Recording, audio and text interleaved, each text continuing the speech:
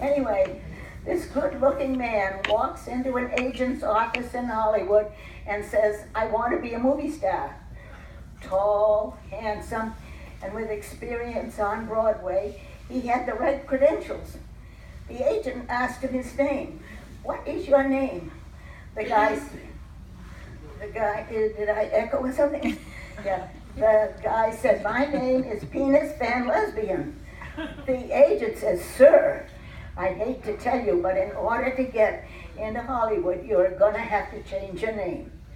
I will not change my name.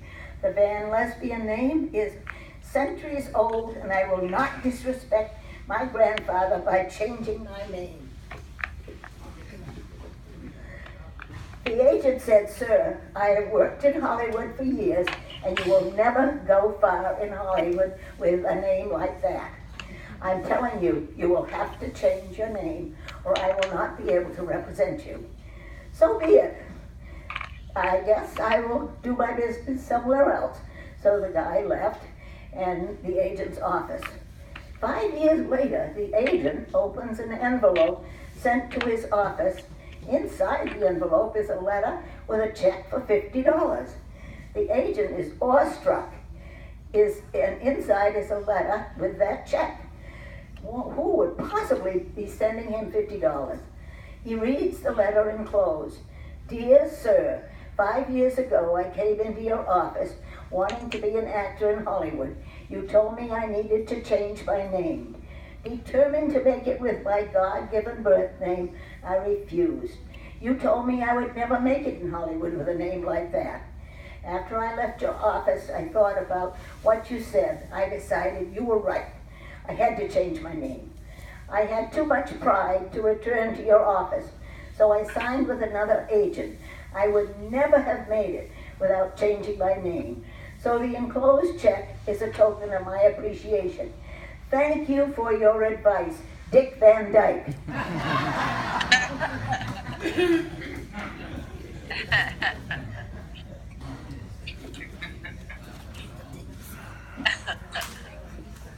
Can you see her okay?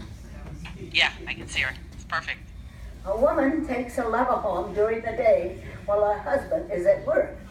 Her 9-year-old son comes home unexpectedly, sees them, and hides in the bedroom closet to watch. The woman's husband also comes home a little early. You have a mess. Mabel puts her lover in the closet, not realizing that the little boy is already there. The little boy says, dark in here. The man says, yes it is. Boy, I have a baseball. Man said, that's nice. The boy says, want to buy it? Man, no thanks. Boy says, my dad's outside. Whoa, man says, okay, how much? Boy says, $250. In the next few weeks, it happens again, and the boy and the lover are in the closet together. Boy, the boy said, dark in here. The man says, yes, it is. Boy says, I have a baseball glove. The lover, remembering the last time, asked the boy, how much do you want for it? The boy said, $750. The man said, sold. A few days later, the dad says to the boy, grab your glove and let's go outside and have a game of catch with your bat and all. The boy says, I can't. I sold my baseball and my glove. Dad asked, how much did you sell them for? Boy said, $1,000. Dad says, that's terrible to overcharge your friends like that. That is the way more than the two things cost together. I'm taking you to church for confession. They go to the church, and the dad makes the little boy sit in the confessional booth and closes the door. The boy says, it's dark in here. A voice behind the curtain says, don't start that shit again. You're in my closet now.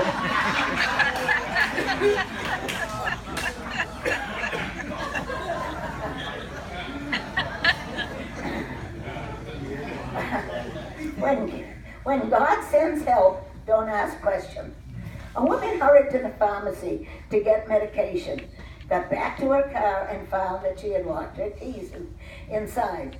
She found an old rusty coat hanger left on the ground, looked at it and said, I know this will work, but I don't know how to use it. She bowed her head and asked God to send her some help. Within 5 minutes, a beat-up old motorcycle pulled up, driven by a bearded man who was wearing an old biker's skull rag hat. He got off his cycle and asked if he could help. She said, yes, my daughter is sick. I've locked my keys in the car. I must get home. Please, can you use this hanger to unlock my car? Oh, sure, he said. He walked over to the car, and in less than a minute, the car was open. She hugged the man and through tears said, thank you so much. You're a very nice man. The man replied, lady, I'm not a very nice man. I just got out of prison yesterday, and I was in prison for car theft. The woman hugged the man again. Oh, thank you, God, you even sent me a professional.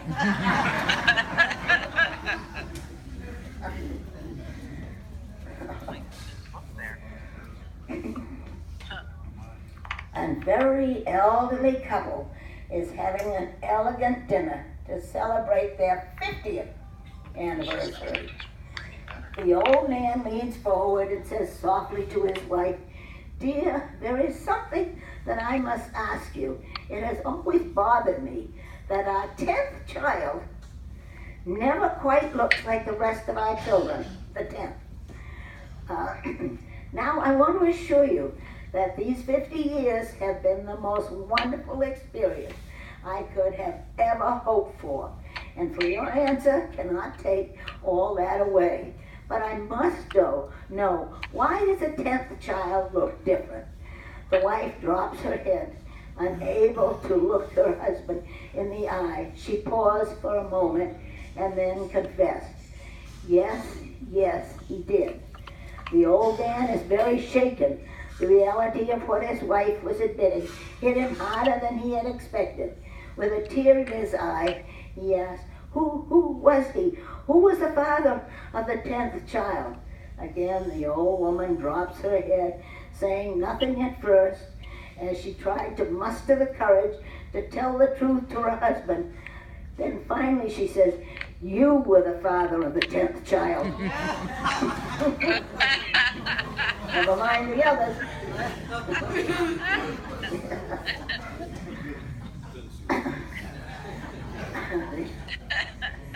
A farmer stopped by a local mechanic shop to have his truck fixed.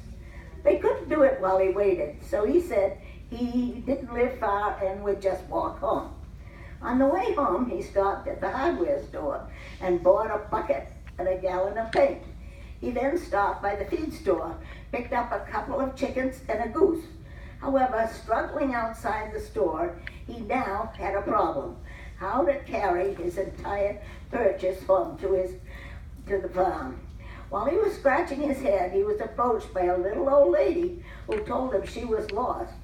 She asked, can you tell me how to get to 1603 Mockingbird Lane? The farmer said, well, as a matter of fact, my farm is very close to that house. I would walk you there, but I can't carry this lot. The old lady suggested, why don't you put the can of paint in the bucket, carry the bucket in one hand, put a chicken under each arm, and carry the goose in your other hand? Why, thank you very much, he said, and proceeded to walk to the old girl's home. On the way, he says, let's take my shortcut and go down this alley. We'll be there in no time. The little old lady looked at him over cautiously and then said, I'm a lonely widow without a husband to defend me. How do I know that when we get into the alley, you won't hold me up against the wall, pull up my skirt, and have your way with me? Huh? The farmer said, holy smokes, lady, I'm carrying a bucket, a gallon of paint, 2 chickens, and a goose. How in the world could I possibly hold you up against the wall and do that?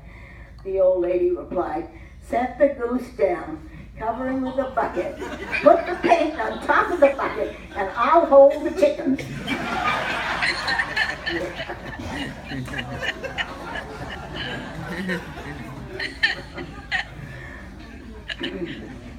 A man walking down the street late at night noticed another man on his knees under the streetlight, obviously looking for something.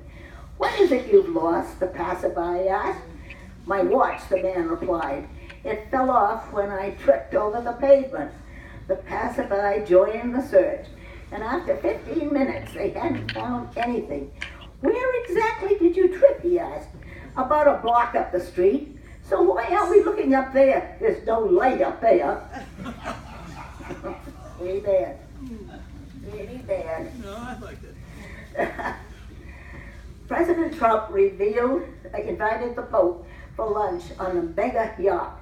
The Pope accepted, and during lunch, a puff of wind blew the pontiff's cap off right into the water. It floated off about 50 feet.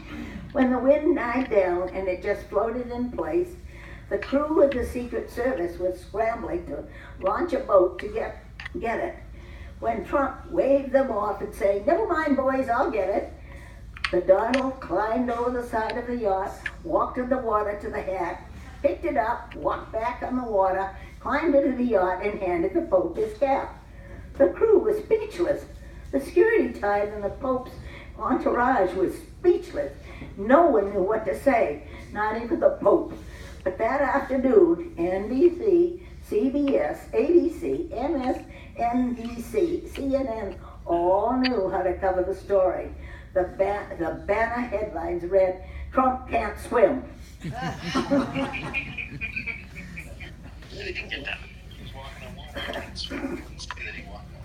Her fourth husband. The local news station was interviewing an 80-year-old lady because she had just gotten married for the fourth time. The interviewer asked her a question about her life, about what it felt like to be marrying again at 80, and then about her new husband's occupation. "He's a funeral director," she asked. Interesting, the newsman thought, and then asked her if she wouldn't mind telling him a little about her first 3 husbands and what they did for a living. Hold on there. She paused for a few moments, needing time to reflect on all those wonderful years. After a short time, a smile came to her face, and she answered proudly, explaining that she first married a banker when she was in her early 20s, then a circus ringmaster when in the 40s, later on a preacher when she was in her 60s, and now in her 80s, a funeral director. The interviewer looked at her quite astonished and asked why she had married 4 men with such diverse careers. She smiled and explained, "I married 1 for the money, 2 for the show, 3 to get ready, and 4 to go." Can you get it? Can you get it? Mom, don't get up. Sit down. Dumb thing. She dropped a piece of You paper. get it? Yeah. Sure. What? I think. I'm not gonna read them all. I'm not gonna read them all, don't worry. Sorry. Okay. All right. Okay. This one I've read. Don't tell them. Don't tell them. Hold on just a Anyway, second. this one I read before, but it's funny. A plane is on its way to Toronto when a blonde in economy class gets up and moves to the first class section and sits down. The flight attendant watches her do this and asks her to see her ticket. She then tells the blonde that she paid for an economy class and that she will have to return and sit in the back. The blonde refuses. "I'm a blonde. I'm beautiful. I'm going to Toronto and I'm staying right here." The flight attendant goes into the cockpit and tells the pilot and the co-pilot that there is a blonde sitting in first class that belongs in economy and won't move back to her seat. Oh, the co-pilot goes back to the blonde and tries to explain that because she only has paid for the economy, she will have to leave and return to her seat. The blonde replies, "I'm blonde, I'm beautiful. I'm going to Toronto and I'm staying right here." The co-pilot tells the pilot that he probably should have the police waiting for her when they land and have her arrested. This blonde who won't listen to reason. The pilot says, "Hey, you say she's a blonde? I'll handle this. I'm married to a blonde. I speak blonde. He goes back to the blonde and whispers in her ear. And she says, oh, I'm sorry, and gets up and goes back to her seat in economy. The flight attendant, the co-pilots, are amazed and asked him what he said to make her move without any fuss. I told her the first class it just isn't going to Toronto. One more. Not easy anyway. A lady goes to the bar on a cruise. Oh, excuse me. A lady goes to the bar on a cruise ship and orders a scotch with 2 drops of water. As the bartender gives her the drink, she says, I'm on this cruise to celebrate my 80th birthday, and it's today. The bartender says, well, since it's your birthday, I'll buy you a drink. In fact, this one is on me. As the woman finishes her drink, the woman to her right says, I would like to buy you a drink too. The old woman says, thank you, bartender. I want a scotch with 2 drops of water. Coming up, says the bartender. As she finishes that drink, the man to her left would like to buy her one too. Wow, the old woman says, thank you, bartender. I want another scotch with 2 drops of water. Coming right up, the bartender said. As he gives her the drink, he says, ma'am, I'm dying of curiosity. Why the scotch with only 2 drops of water? The old woman replies, hey, sonny, when you're my age, you've learned how to hold your liquor, but holding your water, however, is a whole new issue. Thank you.